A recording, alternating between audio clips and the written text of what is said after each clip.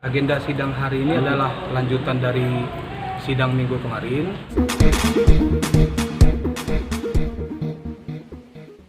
Sidangnya apa, Pak? Ya, agenda sidang hari ini adalah lanjutan dari sidang minggu kemarin. Karena sebelumnya kan pihak penggugat Ibu Kiki Astrida sudah menghadirkan saksi dari pihak mereka, ada 3 saksi yang dihadirkan. Jadi untuk hari ini kami selaku tergugat 1 dari pihak Baim Wong mengajukan tambahan bukti surat. Bukti surat berupa data dari Pengadilan Negeri Bogor, SIPP Pengadilan Negeri Bogor, di mana terkait keterangan saksi yang hadir minggu lalu menyatakan bahwa saksi itu punya hubungan dengan Ibu Astrid mengenai masalah sewa mobil. Saksi mengatakan kerja di satu perusahaan namanya LKPPI, punya Ibu Yuli, dan Ibu Yuli ini menurut keterangan saksi kemarin adalah saudara dari Pak Didit, pengacara dari Ibu Astrid. Nah, ternyata kita dapat satu bukti dari Pengadilan Negeri Bogor bahwa saksi Apandi yang dihadirkan oleh pihak Ibu Kiki kemarin ternyata adalah karyawan di kantor pengacara Pak Didit, di kantor pengacara kuasa hukum penggugat yaitu Ibu Astrid gitu. Jadi tadi kita hadirkan bukti itu, sehingga dari bukti tersebut kita bisa lihat ada keterangan saksi yang diberikan kemarin di bawah sumpah ternyata tidak sesuai dengan fakta yang sebenarnya. Dan kemarin ketika kita bertemu dengan klien kita mengenai hal ini akan dipertimbangkan untuk dibawa ke ranah hukum pidana karena ada dugaan memberikan keterangan palsu di bawah sumpah di dalam persidangan. Itu agenda hari ini. Gini, untuk kehadiran Baim karena ini perkara perdata ya. Perkara perdata itu ketika sudah diwakilkan kepada pengacara, prinsipal atau si klien itu tidak punya kewajiban lagi untuk hadir, beda dengan perkara pidana gitu. Karena dalam perkara perdata ini kan sifatnya mewakili, kalau dalam pidana kan itu mendampingi gitu. Jadi kalau Baim tidak hadir dalam sidang karena sudah diwakili oleh pengacaranya, yaitu dari kami. Ditunda kenapa, Pak? Sidangnya ditunda minggu depan karena agenda untuk hari ini memang sudah selesai, yaitu pengajuan tambahan bukti dari pihak kami sudah kami sampaikan kepada majelis hakim. Kemudian karena agendanya sudah selesai, masuk ke agenda berikutnya. Agenda berikutnya itulah pengajuan saksi dari pihak tergugat, baik dari kami selaku tergugat 1 maupun nanti dari tergugat 2 atau tergugat 3. Nah, itu diagendakan minggu depan. Saksi yang mau dihadirkan dari siapa?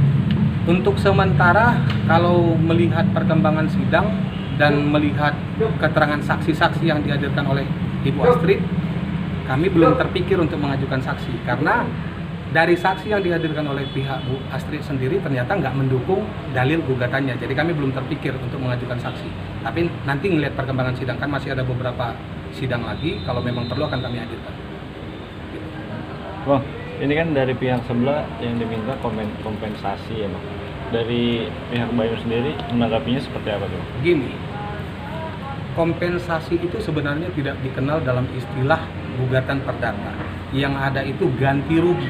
Nah, ganti rugi itu lahir dari adanya suatu kesalahan. Itu bunyi undang-undangnya.